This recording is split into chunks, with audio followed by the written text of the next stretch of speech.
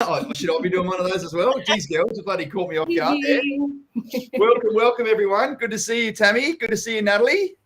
Howdy. Tammy, you're my wife. You're in a room through there about 4 meters. Nat, I saw you like an hour ago in the office. So, yeah, it's not as if I was like, don't see you very often. But, yeah, we were just sort of saying off camera as we started, I'm the lucky one. I get to spend the next hour with you two beauties. And as I say, absolute attention. As I say, you're welcome, Robbie. Oh, so good, so good. Hey, welcome everyone to Axon's Facebook Live. We talk about all things, talk about the property market, talk about the finances, talk about what's going on in the building space, talk about veteran entrepreneurship, talk about separation, fucking mental health, whatever you want. Whatever you want. You know what, Mr. Herman? I saw today that you were registered for tonight's event, and I was just thinking as I was sort of having my last gulp of dinner like 2 minutes ago, I'm like, wonder if Kent's going to be on tonight. And if he is, he'll be there first. And you haven't let me down, my man. Thank you so much. Very good. Mr. Ryan's in the house, friends in the house, Shania's in the house as well. Beautiful. Shania is literally in my house, can I just say? Let's start with that. I'd love to start with that. I missed it today, girls. Tell me all about what happened in the office. You did. So today we did a morning tea for Beyond Blue. They're running their Beyond Blue morning tea, big blue table morning tea. And basically it's a chance to get together and to discuss mental health. So we got a little pack from them. It comes with like these little cards that had sort of table talk topics, things like, you know, what does mental health, what would you say to yourself if you were younger? What is mental health challenges do you think are out there, kind of thing? What are some of the other questions, Nat? There was one there that was that Damo actually got, and I think it was like list one thing about yourself that you find is like a massive attribute that you see within yourself. I thought that was really nice. Oh, wow. Yes. Okay. It was really great. And we all went around the table eating so much food and snacks. I haven't eaten since. Can I just say I snacked all afternoon. I think, Robbie, you saw me about 4 o'clock eating a little bit of Angie's leftover Mexican dip. Yeah. I ate at 11, did not need to eat lunch, and I'm still full. Franny's saying the same thing.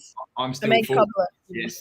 Tammy and I just had a very, very simple and very basic little chicken Caesar salad. That's it. I'm not fucking cooking anything sort of, decent and heavy there.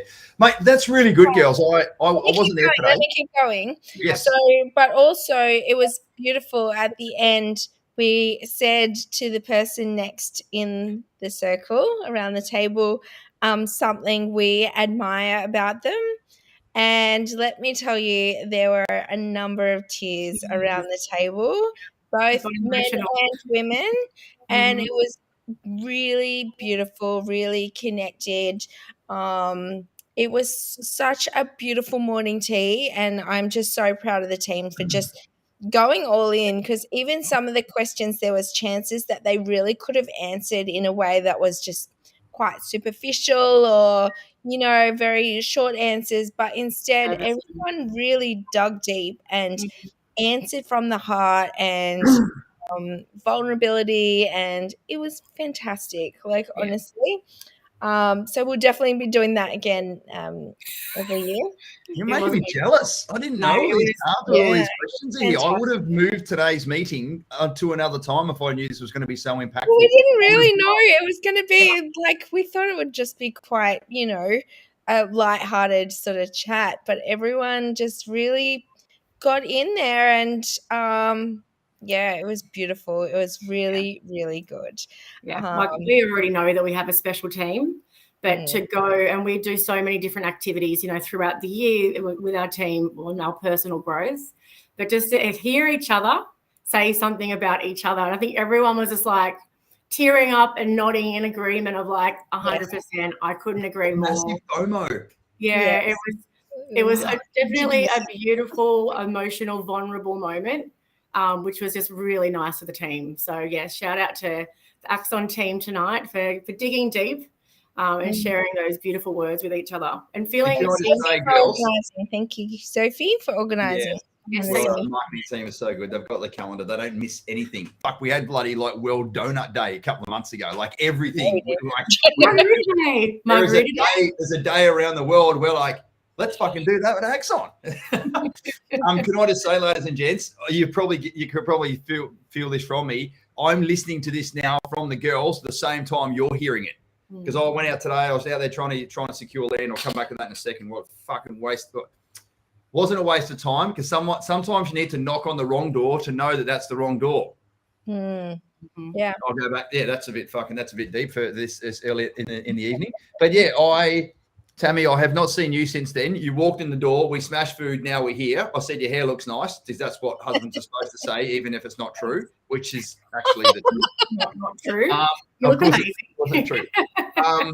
I was literally, as you saw today, walked in, had a quick bite to eat before, back to back, record stuff, do this, coach, bloody. Now I'm here, so I have not had a chance to get a debrief. So I've got massive FOMO, and like FOMO is something I eradicated from my body years ago.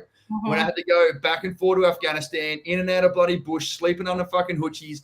I've missed birthdays, I've missed births, I've missed bloody weddings, I've missed a bunch of shit in my life, because service before self. So I got rid of FOMO years ago. This is the first time I've felt it in a long time. Oh. So yeah, kudos to the rest of the team. I want to we're a special bunch. Yes. I'll have to. I was like, as Robbie's like, you recorded it, right? And I'm like, no, we didn't record it, because we're all like so funny. I don't think we expected it to get that deep. Like, I really think that, because we all had our own little cards with our own questions on there, and then we answered our own questions, and we all went around. And then the second time around was to highlight something like that you love about that person. Yeah. And I think because I started with Caitlin. And if anyone, I was like, with you to Caitlin, if anyone's going to start the tears, it's her. Yeah. I love Caitlin cries every Friday when we do shout outs. I always have some tissues on the ready. I'm like, ready.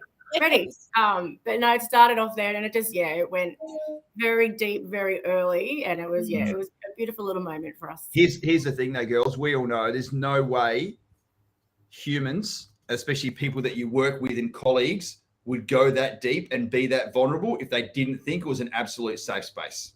Yeah. And we're now talking about it in a public environment. Obviously, we're not sharing the ins and outs of it. We're more regaling, and you guys are now informing everyone about the amazing bloody environment that we have there. So it was something else I was thinking about, probably just before or after you, Kent, by the way.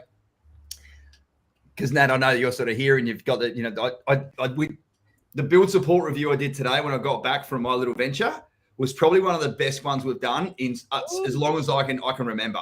Really? I love sitting back, and like Fran and Caitlin and yourself, you've got your little notes and stuff that you follow, but you're like, and this person, I spoke to this one, and we went out and did a site visit, and we got like, I'm just like fucking boom, boom, boom, boom, boom. No longer am I asking the questions, what about this, what about this, what about this? I'm now receiving all the information. And I was just reflecting earlier today. Fuck it, I'll grab another one. I was reflecting earlier today. I'll probably drop this too. I'm like, even though we've had some really, really good people come and contribute enormously to Axon over the years, I can say in a public forum now, the team that we have that wears this fucking uniform, that wears this shirt, wears this coat of armor, wears this Superwoman and Superman suit, is the best bunch of people that I could imagine even created. Tammy, when you and I start, because here's the thing, I did a coaching session last night with a wonderful couple down in Sydney. He's a Canadian Air Force guy that's now transferred across to the RAF. They bought and built a few properties in Canada. They wanted to know how the whole thing in Australia works. And the lady on the screen said, she goes, oh, and by the way, I won't try and regale her Canadian accent, but you get the point, right? She goes, I've listened to some of your podcasts. And I was like, blown away. I was like, really? Have you taken time out of your busy life and time out of your busy day to listen to me and the rest of the team jaw off about how we started and what we did? You know what? I asked her, Tammy, I said, what's your favorite episode? She's like, when you sacked your wife. And asked her to come back. I had a feeling you were going to say that. Yeah. That was a good episode if you haven't seen it. It was a bloody good episode. Robbie sacked me and then begged me back. And then she was talking about listening to James, do the whole build support thing, Nat, et cetera. And I was like, but Laura, I was like, what about the first one? You must have loved the one where I said that the business started because of Tinder. She goes, I haven't listened to that one yet. I'm like, no, go back to the start. We did it chronologically for a reason. The stuff that you're going to discover in episode 5 has intrinsic links about what happened in episode number 1. So I guess it was just really, really great to know that there are people that I'm now getting to sort of, know and like and understand at that top of the level, top of the funnel sort of coaching series. They take time out of their own day to get to know the fabric of who we are. And that's why I love the stories. I love the videos. I love the behind the scenes. I love that when you're out on site with the girls doing your bloody crazy videos. Caitlin's going like that with a little fucking nail gun or whatever it was. Probably wasn't a nail gun or whatever, whenever it was. Right? The drill. I don't know if I trust Caitlin with a nail gun. Caitlin, I love it. Might have been a little cordless drill or something, but she's doing a bloody James Bond impersonation. Like, I love seeing that stuff, and I see you every day. So I can just imagine what people think about the fucking craziness of what goes on in this business and the fun that we have whilst working. Speaking of podcasts, you just did one, did you not? I did another one yesterday. Yes. So since Tammy and I, you and I were away the last fortnight. Actually, we didn't have one last fortnight. Why the fuck? Because it was the night before public holiday. I think it was the night before the public holiday, Nat. Good stuff. I'm like, wasn't it a football? No. It was the Wednesday night before the public holiday that Albo fucking gave us business owners 10 days notice with and said, all of your staff are going to have a day off. I'm like, thanks, mate. Fucking let me just cancel everything. So I'm like, fuck, I remember what it was like when you got a public holiday the next day. It's like a Friday. No one's going to be sitting here listening to this on a fucking 6:30 on a bloody Friday night before the next day off. So that's what we did.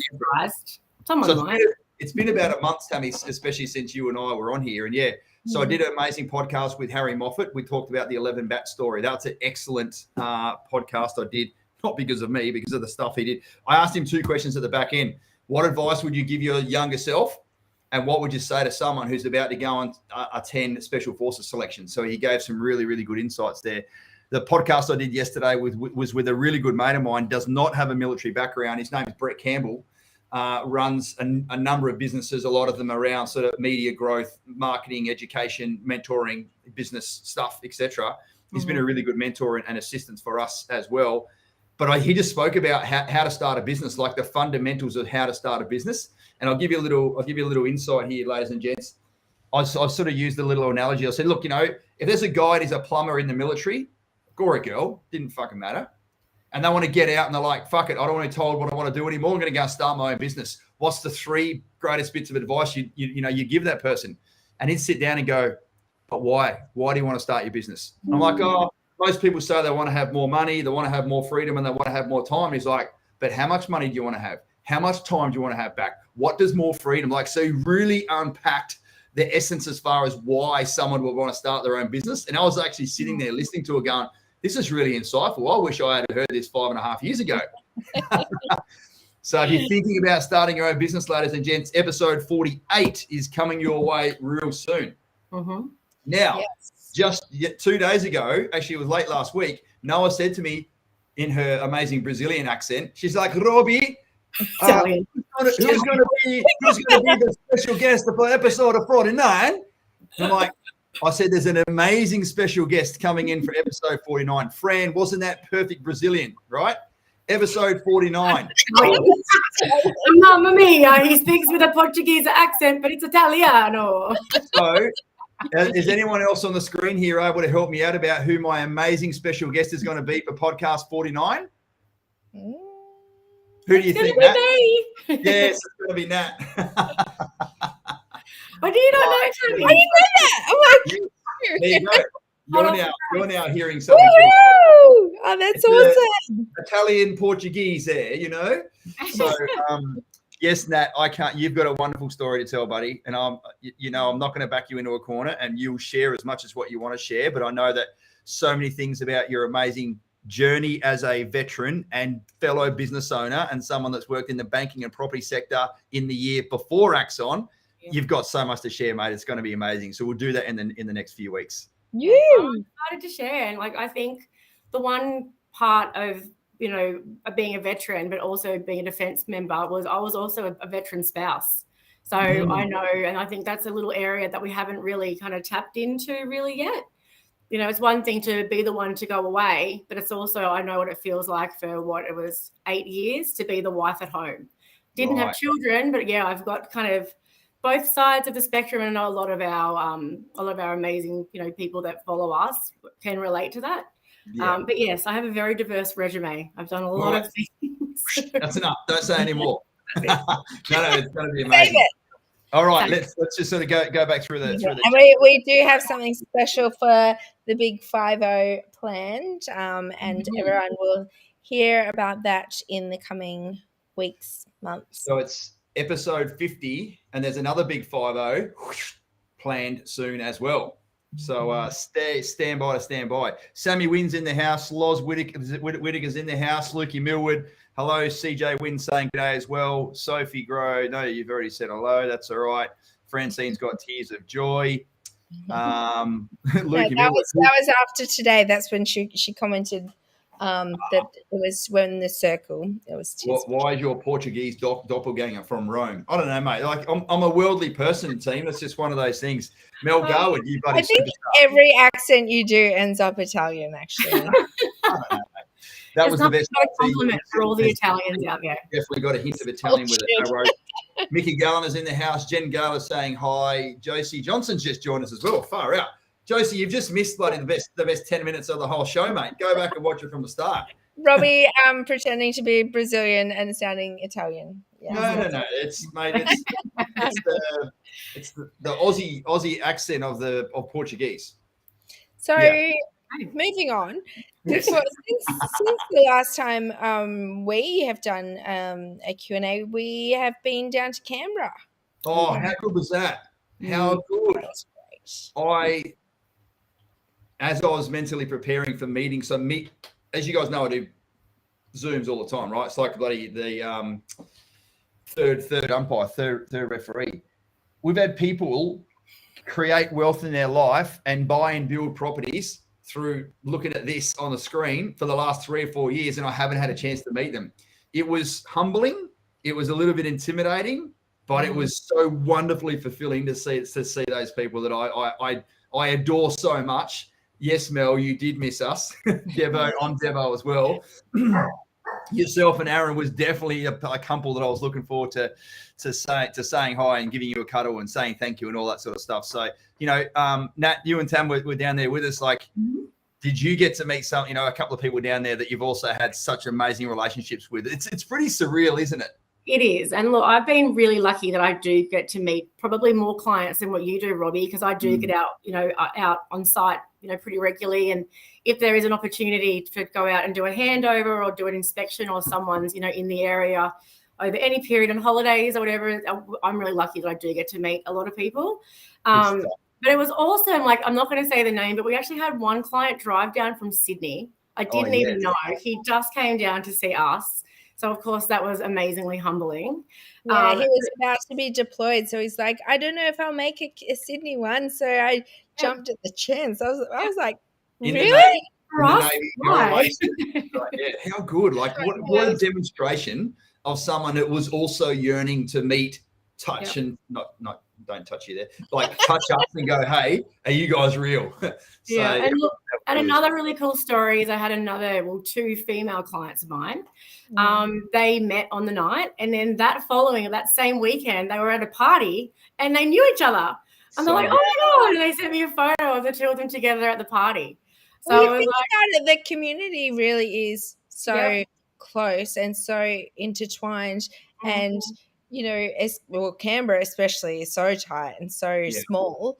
But you can kind of see that at any sort of port, once you are starting to connect with that defence community, it's amazing how many people know each other, or you add someone on Facebook and there's like 15 mutual friends and you're like, oh, how do you know them? How do you know them? It's the very first thing I do is someone books a connection call. I'm like, who's this bloody rooster?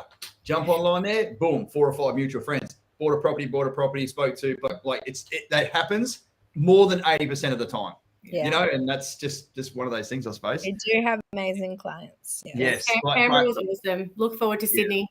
So whenever the next one is, or Brisbane, or wherever we end up next. There'll be a Sydney and a Brisbane probably at the start of next year now. We're running out of calendar dates.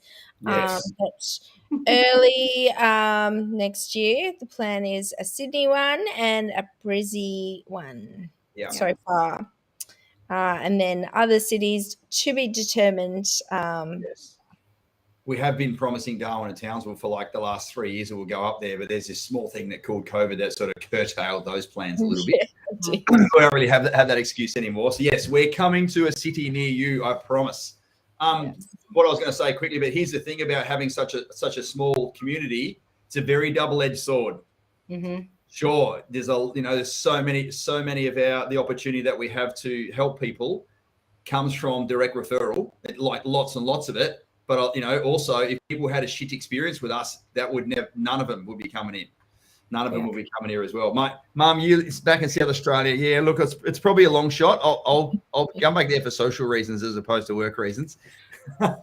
Although we did do a little trip to SA last year, and we did get to pop up there and go and say hi for a few days. I've never been to Adelaide, so if I can join, I would love to go down to the City of Churches myself. You're sounding like Noah with the Axon tours of Australia that she seems to be able to manage to go on. Mickey Gallen next year, Townsville V8, brother. If I'm going to go to Darwin and Townsville, I'll tell you, I'll promise you one thing: it will absolutely be synchronised with the V8s being there, which I know they both go to those areas. I mean, why not? Is that July? Oh, it's in the middle of the year sometime where it's nice and dry. I think it was like on my birthday or something, and so I was like. So I had to make a very tough choice, let me tell you. I thought about it for days and days, and it just tipped over the line, 52 to 48. I bet. Hey, look, Mum said that I have to go to Adelaide. See? Yes, Adelaide is a fantastic place to raise a family and live and all that and stuff. And go wine tour. Well, you got the Barossa Valley to the north, McLaren Vale to the south, Adelaide Hills to the east. Like it's world-class wine country. But here's the thing: I left there when I was 17. No fucking drinking wine for me when I was 17. Flat out bloody on the goon bag. Truth.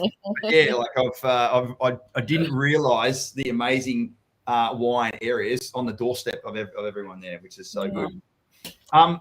Hey Nat, I know that you guys have been building lots of houses. I think what do we got? What did we say the other day? 95 or 97 houses in your lane. 96 at the moment, and this quarter though we're looking at having about 104. Yeah, because we've had so many clients recently settle on their blocks of land, and yourself, Fran, and Caitlin have done a heap of build support handovers. Like, how does it make you feel, buddy, that there's so many people that have now, because the majority of these people that are coming into your lane put an EOI in 12 months ago. Yeah. They've been waiting 8, 9, 10 months for the land to register, do the bloody rush with Deb, get their finance, get the valuation done, get their finance approved, wait for building and council approvals, and that's in your lane. So how amazing have they been, because they're planning ahead and like setting their flag in the sand at that point. It's so good. It's definitely picked up, like probably in the last I'm going to say 3 weeks, 2 to 3 weeks, the amount of clients that have settled and then come into the build support lane. Like, hats off to my girls, like big shout out to Fran and Caitlin. They have settled into the groove so well. I'm so proud of them. Like, it's been a big couple of 6 months. It's been massive. I've had to do a lot of the heavy lifting on the back end and get all those builds completed, and they've all, handed over now and found tenants, and I'm getting a little bit of breathing space because, it does go in peaks and flows like this. Like, we go up and down where we get a big group going through, handing over, and then it kind of slows down a little bit. There's a lot on the front end coming through at the moment for build support, which is great as well, because it just goes to show that the market's moving again. The land's becoming more available. People are moving through the process quicker, and definitely noticeable. The EOTs are slowing down, like all the extensions seem to be slowing down, because the builders have already set in place during the contract a longer build phase. So we're finding that there's less extensions of time because the builder's been able to already forecast that time. So there's not as much extension. So your expectations are already clear. I've got 225 days as my build contract, and then we haven't really seen the back of those ones too much yet.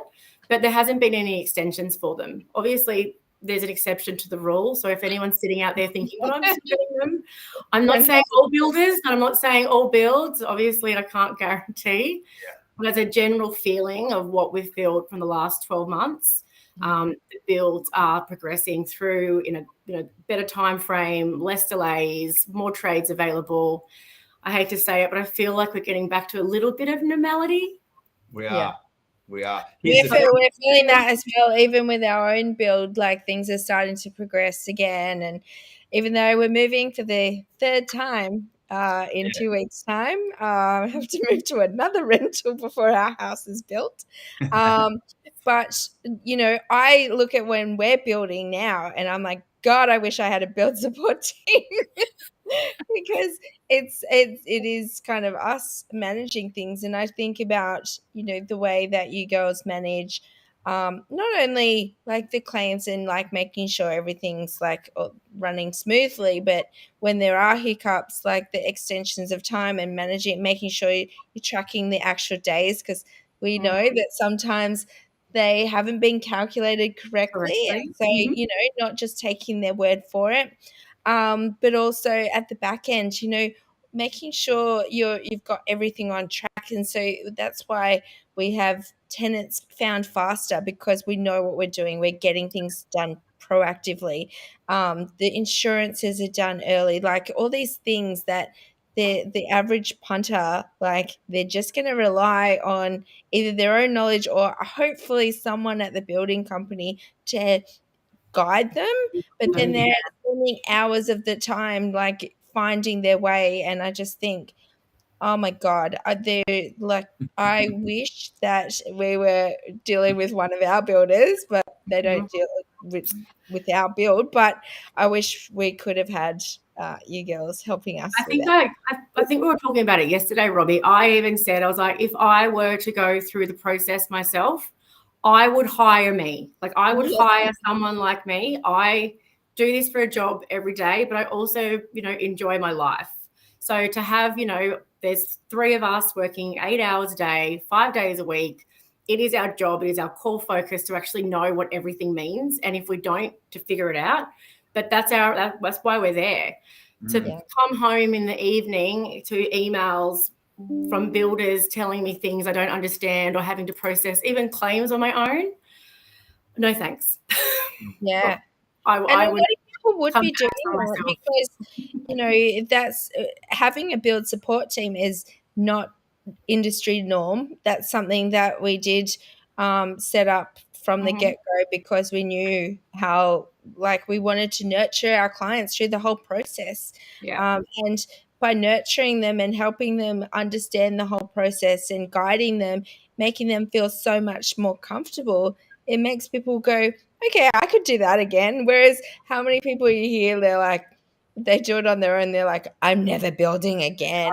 Experience. Yeah. Look, I think it does definitely make the experience so much easier and more enjoyable. And look, in life, I have a bit of a theory of like, you just can't put a price on your time.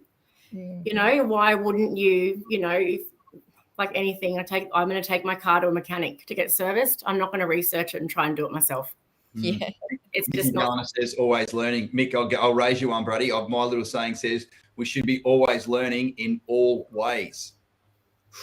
There's you get deep sometimes, Robbie. I come up with some crazy ones. Yeah.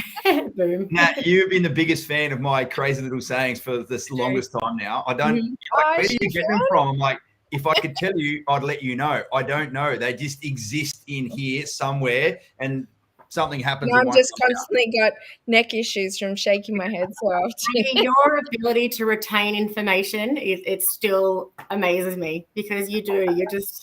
You're an encyclopedia. No, that's the wrong one, but you're there. What about what? And then so Tammy's like, and I'm like, and this client did this, and this client did this, and this client. She's like, that's great, babe. You can't fucking remember the things I tell you. I'm like, yeah, you know. Well, what were they again? Selective hearing, selective processing. I don't know. No, he always says, my wife tells me 2 things. I need to listen more and something else. Jen Gaylor said we definitely wouldn't go through it without Axon. We aren't the experts, and we have the peace of mind that you guys will take care of things and have our back. You guys are worth your weight in gold. Look, this is my show, so I can do this. I'll be fully transparent. There's been 2, maybe 3 people in the last few months that have decided to go in another direction and provide notification to us that they're going to do their own build. Thank you very much. And I feel sorry for them.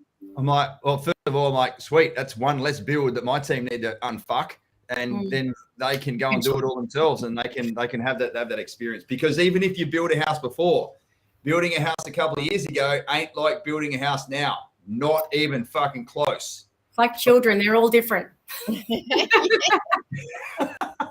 Like employees, they're all different. They're all different. Hey, you know what? The other thing which has been really, really pleasing on my end is a little bit of stability. Shit, from the November, it almost started a year ago, from the November through to probably June, July period, I was getting an email every other week from a builder saying, hey, bro, you know that fucking fixed price contract that your client signed 6 months ago, the price has gone up 50, 60, 70 grand. We need to have a chat about, what you're going to do about, because we can't build the house at a loss. So there was lots and lots of really, really difficult conversations, and a few tears, even some of them mine, behind closed doors, going, when the fuck is this going to finish? And I haven't had a bill. I've not had an email like that probably since 1st of July, which is so comforting, And Nat, I'm just looking at this is what I was looking at. I wasn't being rude when you were talking before. We've now got 7, 8, 9. We've got 30 clients that are in the very start of your lane, waiting for the start of construction letter.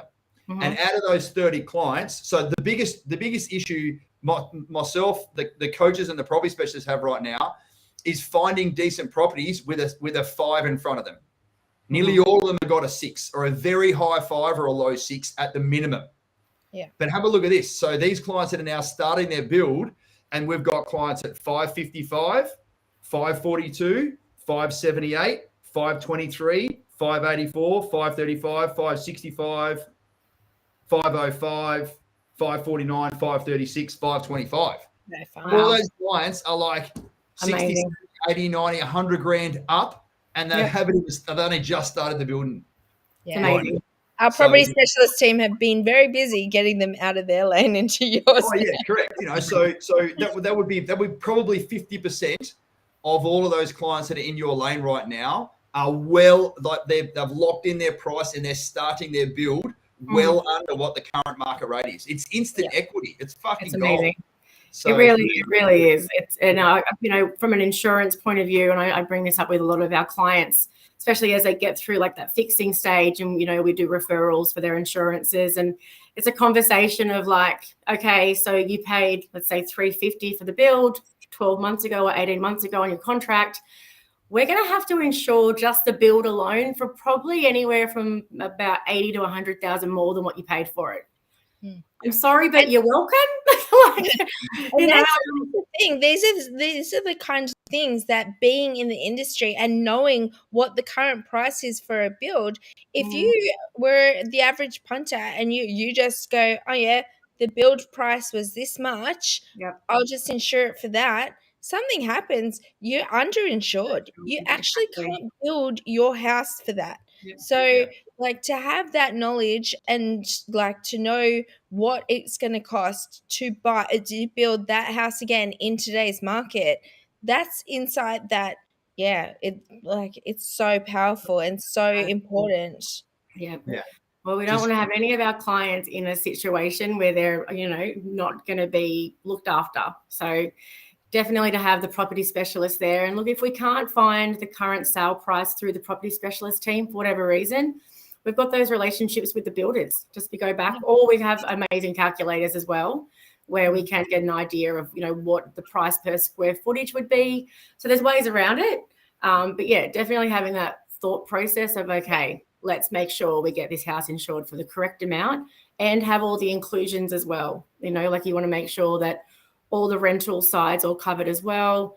You don't want to be not insured for something and something, terrible happens and then you're not covered. So every single end of build coaching session that I've done with Angie and the clients that have now just gone through the build, and we have that conversation where they're like, wow, I never would have thought that's the case. Like, yeah, man, if there's a very unfortunate event and your house burns down, Mm-hmm. You know, and you've got it insured for 300 and it's now worth 400, you're 100 grand short. And it's the classic story of the young digger buying a HSV ute and just driving it out of the bloody garage in the rush to get home and show his mates, and he'll insure it when he gets home and has an accident on the way home and he's fucking 50 grand in the hole. Like, those stories have been going around for 25 years in the army, ever since East Timor started, where the first ever dilly dash for cash occurred, where people were coming back and the car parks and all the units around the country started to have a whole lot of flash cars. There's a lot of bloody, shit stories where people were under-insuring themselves as well. Yeah. Hey, quickly, Courtney Salter said, "Hey guys, I'm a newbie here, mega pumped to get the ball rolling." Court, I know you've been going back. I know you've been going back and forth with Dev. So I think one of my team sent you an email today for you and Tom to get booked into my calendar, buddy. I'm ready to speak to you guys again whenever you're free. So yeah, do it ASAP, because as you'll see by the availability there, it's slim pickings. Yeah, it's a massive push to the end of the year, and it'll be a race to the end of this year, and then a nice, well-deserved break, which is coming up so quick. Like, yep, I've been actually meeting up with a whole bunch of our builders, because we've got a brand new team. Well, not brand new, but the girls have been with me for a couple of months now. And towards the end of the year, it's really good to actually sit down with all the builders again, face to face, have that personal connection and relationship. And one of the big questions is, what's your shutdown period? What's happening over that time frame? Let's get organised. What builds can you foresee we're going to have handed over before Christmas? Are we going to have properties going onto the rental market over that period? Are we going to have extensions of time? Which, everyone, just so you're aware, if you're building a house and you get an extension of time over Christmas, it's allowable, because obviously they're shut down. Because the shutdown's in your contract. Yeah, exactly. But just having that foresight to be like, all right, let's go out and meet the builders. Let's catch up. Been really good. And Nat, I think we're sort of discussing today that there's a number of clients that you'll notify in due course that perhaps their house will get to a certain point as they approach practical completion. But if the builders are now about to go on a 3-week break and they can't physically hand the house over, they also will not install the appliances over the Christmas break. You don't want 20 grand's worth of aircon, dishwasher, range hood, oven, solar systems, whatever it's going to be, sitting on the house for 3 weeks when there's no one there. Yeah. Because the likelihood of said items not being there when you get back is not palatable. Yeah. So just be patient, ladies and gents. And maybe Nat, just talk about the landscaping as well. Yeah, so it's something that we know that to have the landscaping at the house, obviously have to monitor it. And a lot of the builders, if it does get to practical completion, the landscaping's being completed, they're actually not required to maintain the property from a gardening point of view from practical completion. So the builders are actually saying, we're going to reach practical completion, but we're actually going to hold off. We're going to do the landscaping when we get back. Therefore, again, it just takes away that, the chance of there being any vandalization to the property over that period. And it just means that you're not going to come back from Christmas holidays. And let's be honest, it's hot. It doesn't rain much. You're going to go back to a house with long brown grass. So I think it's a great idea. It definitely means that the house is going to be, we'll come back from holidays, fresh house. It's actually, I think, great from a rental point of view as well. Renting houses over Christmas, it's not impossible. Is it a little bit harder? Yeah, look, it might take a couple of extra days. By no means are we not available to speak to property managers. They're definitely working over that period. People are still moving. But it's just, it was a good idea. Like when we met with the builder last week and they're like, all right, anyone that does reach PC right on that Christmas cusp, we won't do the appliances. We'll leave the landscaping and let's do it fresh in the new year. And I was like, you know what? Perfect. But to have that conversation now, at least we know. So we are very heavily monitoring and managing everyone that looks like they might get to the finish line, which is really exciting for those people that do. But if they don't, then, off to the new year anyway. I was with a builder all morning. This is why I wasn't with the mental health stuff this morning. And I'll tell you that story in a second about the wrong door that we knocked on today. They're still building houses, I should say, all the way up until the 23rd of December. Mm-hmm. The morning of the 23rd of December is when they down tools. Tools down! for those guys. There's been a lot of references to the block, Robbie. Have you been watching? I make mate. him watch the block with me. Yeah. Well, I mainly just watch Sundays because I'm in here every night doing this. Or he's coming out and he's like in between calls and he'll see what's going on. Yeah, I'm watching like the last 10 minutes. He's like, brother. Back in you go, mate. So yeah, they're the builders are going to squeeze every little juice out that they can from the days available, and then absolutely those tradies and site supervisors and scheduling managers should just go and forget about building houses for 3 weeks, come back nice and refreshed, come back in the sort of the first 2 weeks of January, and then bang, she's on for young. Hey, Soph, can you pull up Sammy Wynn's last comments? I've got a little story to tell you. Oh, here we go. So let me read it out first, Nat. Let me read it out. One of those funny is not funny. The amount of time I have seen people knocking off turf from new builds is crazy, disappointing, especially from the owner occupancy perspective, knowing that you're living around such dishonest people. So recently, and not too far from your house too, Sammy, I hate to say, so maybe I don't know. I have clients of ours that just handed over this beautiful big 2-story lovely home, and I become quite good friends with one of the owners, the female owner. And she messaged me on, like, I think it might have even been the day after, on the Saturday. And she's like, hey, Nat, do you think you could ask the builder what this particular tree was in the front yard? And she sends me a photo, and it's the front of the house, and you've got all the little small, like, shrubbery, like these ones. And then there's a hole where there was a tree. And I was like, wait a minute, what happened? So anyway, then they got CCTV footage from the neighbor across the street. Some guy walking down the street, he literally shook, because obviously it's only just been planted, so the roots aren't in yet, shook the tree, pulled it out, and just walked down the street with his tree. And I was like, Sammy, it was their house. Sammy, I know, it's so sad. But you know what? It happens everywhere. The bloody roundabout round the corner from us in Broadbeach, they've put CCTV footage because all the plants on the beautifully manicured roundabout all got plucked out one night. I'm like, you bloody tight asses. So what happened? So here's a demonstration of the level of integrity and commitment that we have with our builders. Old mate went and contacted the builder who was building a house down the road, and what happened?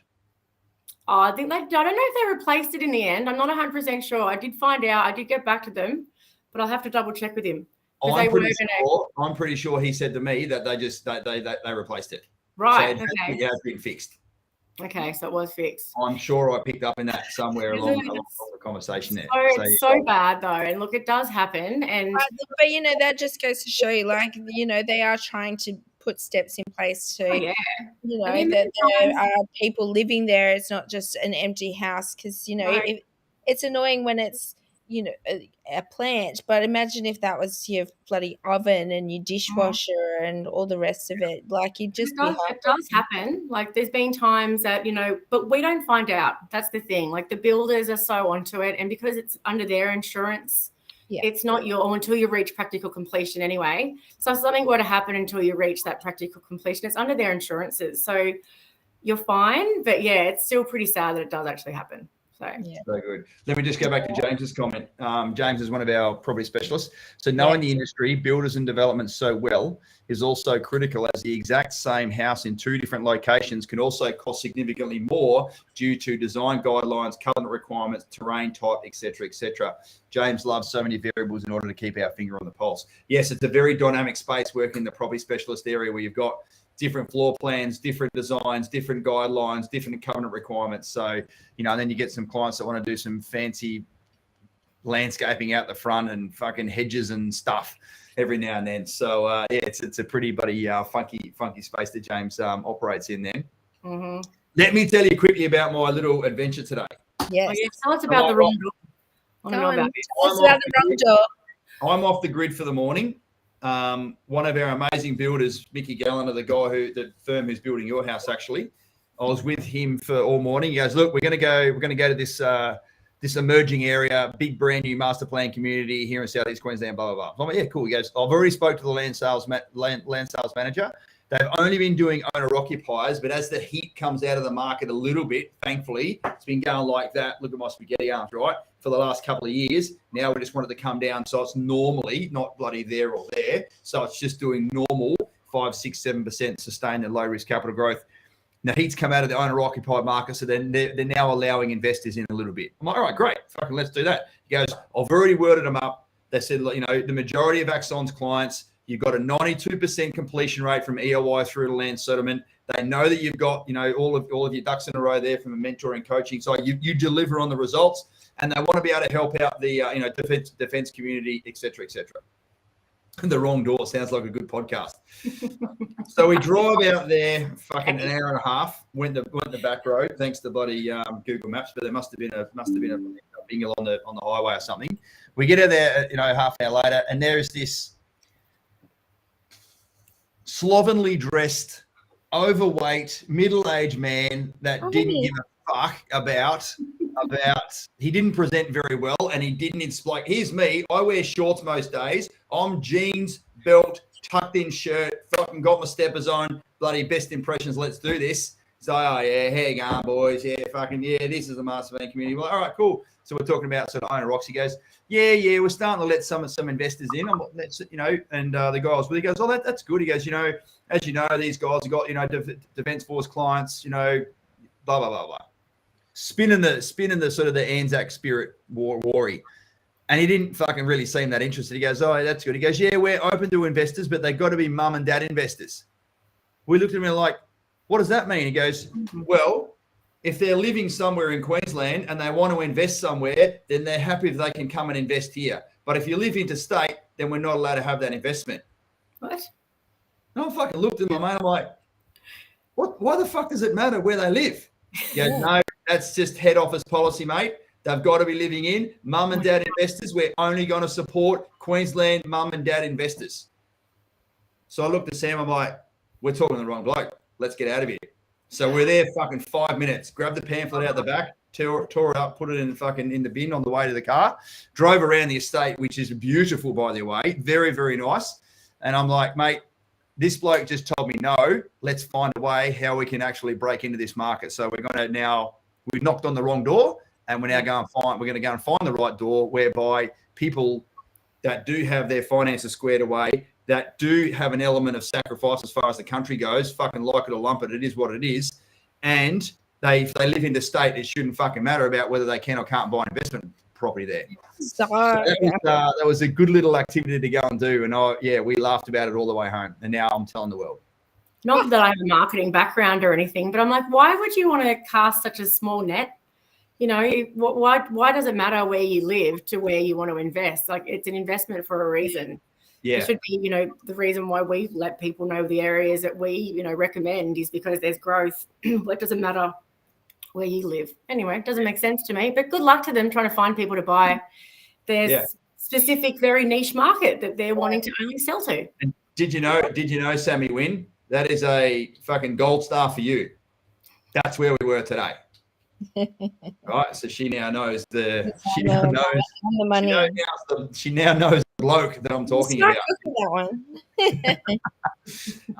Hey, what else is going on, Tam? What do we got coming up? So we got you and I got some travel happening in November. So bottom line up front, ladies and gents, if I'm your coach, the likelihood of you speaking to me in November is very, very slim. I think we calculated the other day. I've got 4 working days and evenings for the whole month where I'm all yours. Get in quick. It is what it is. Wow.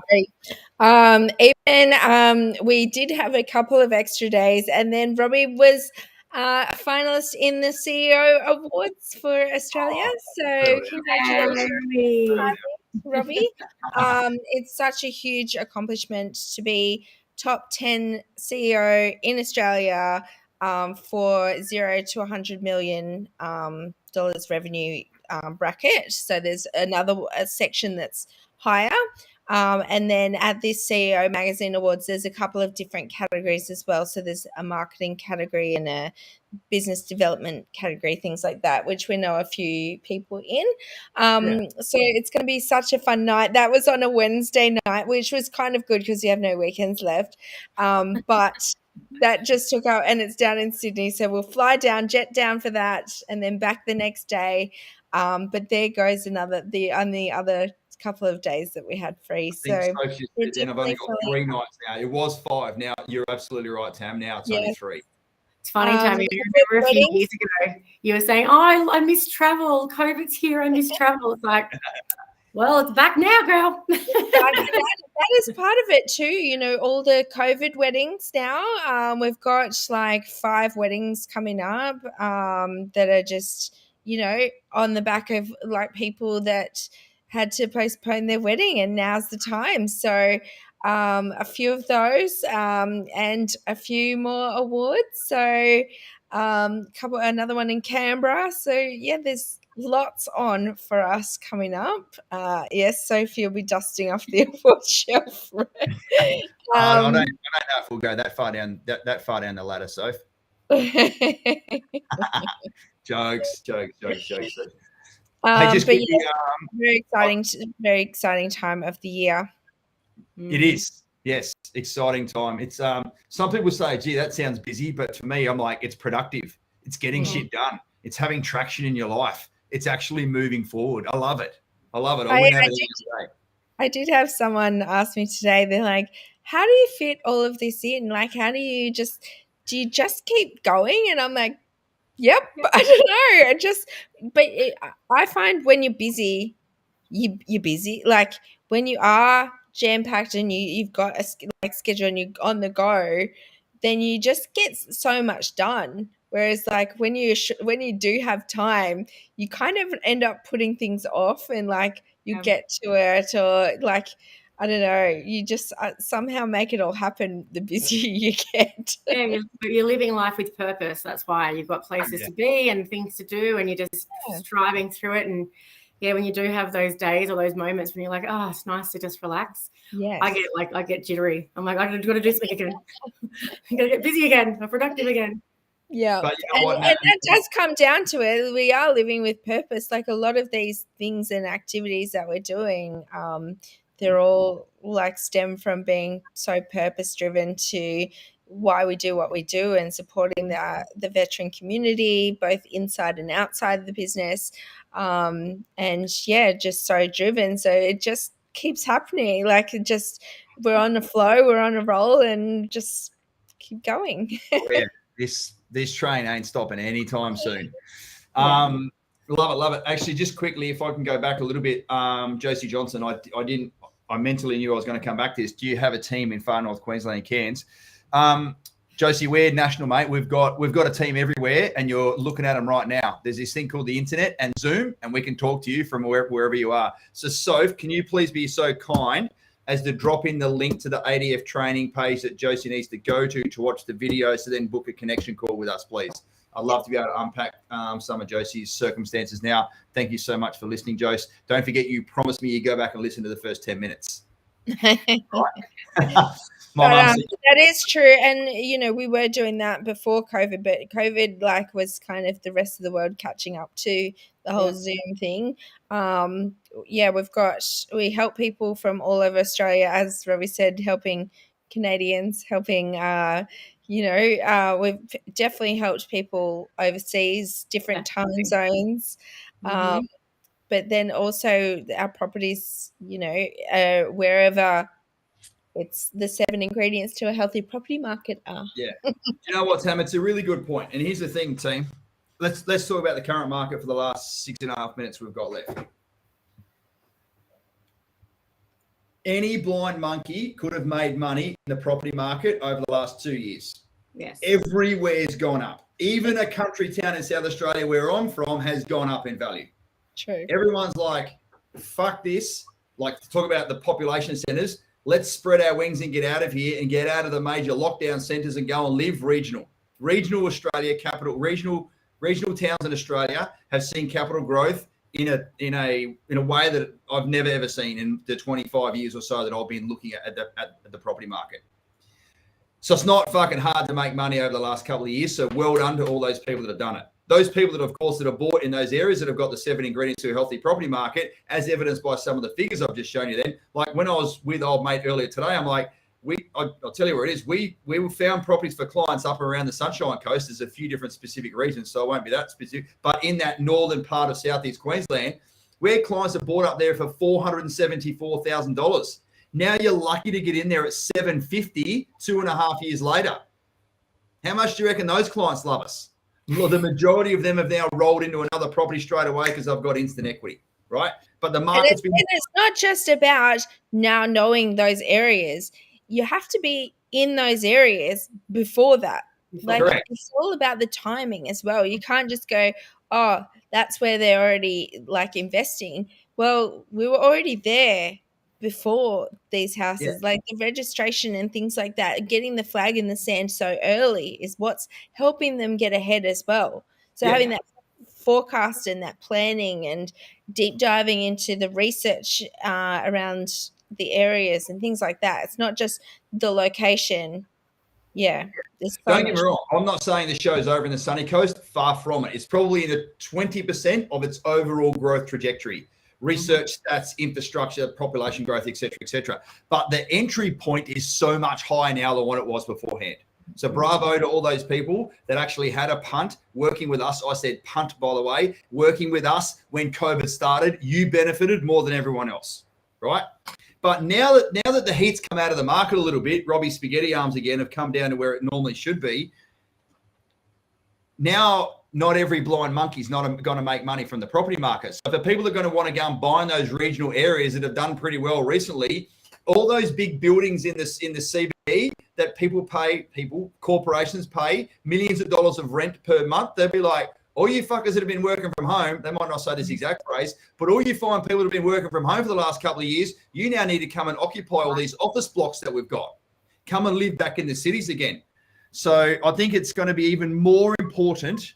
Robbie hasn't had a rant tonight, so here we are. It's going to be more important to really nail down where your next property is going to be, and do not fucking compromise on 5 out of 7 or 6 out of 7. Make yourself bulletproof and go the 7 out of 7 the whole way. We've really, really got to focus on that. Mm-hmm. And one of the other biggest trends we're seeing, of course, is I think the sharp rise in interest rates is not going to continue. That handbrake that the RBA has now applied to slow down the runaway train, which is the economy, but bursting out of its shell like a little bloody chickadee coming out of an egg, is from COVID. Every single punter, including all the economists, swore black and blue that it was going to be another 50 basis points yesterday, and it was only 25.